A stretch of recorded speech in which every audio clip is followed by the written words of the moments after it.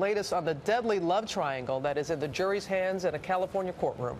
A woman accused of masterminding the murder of her older millionaire boyfriend for money and using her younger lover to do it. ABC's Andrew Canning is here with the latest on all this. Good morning. Good morning, Robin. And the closing arguments in this case, they were explosive. Yeah. The prosecution said Nanette Johnston's power to manipulate men was her talent on earth, her gift.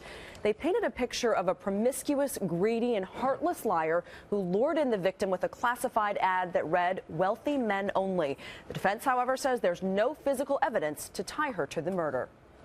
The single strongest piece of evidence. It was a war of words between the defense. The center point upon which this case is revolving around, showing that my client was involved in the conspiracy with Mr. Naposki, is horse manure. And the prosecution. You just heard 2 hours of crap in an Irish accent.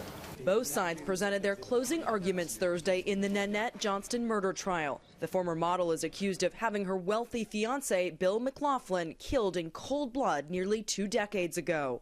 On December 15, 1994, McLaughlin, a 55-year-old inventor, was shot 6 times inside his home. At the time, he was living with Johnston, then a beautiful 25-year-old who lured in the lonely bachelor. She knows that she's a con artist, a rip-off queen. No arrests were made at the time, but 15 years later, prosecutors re-examined the evidence.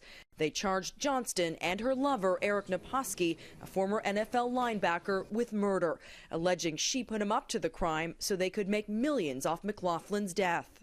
Death equals money.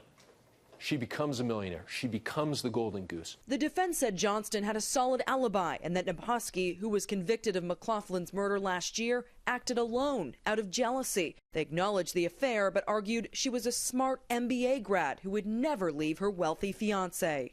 Hate her as much as you want for being a thief, a liar, a cheat, but you can't vote guilty based on that. The prosecution said Johnston planned the whole thing and gave Naposki a key to access the home. She had already stolen $500,000 from McLaughlin before the murder even happened. She was going to get caught for the thefts, and she was going to get caught for that affair. The only question is when. That's why Bill had to die.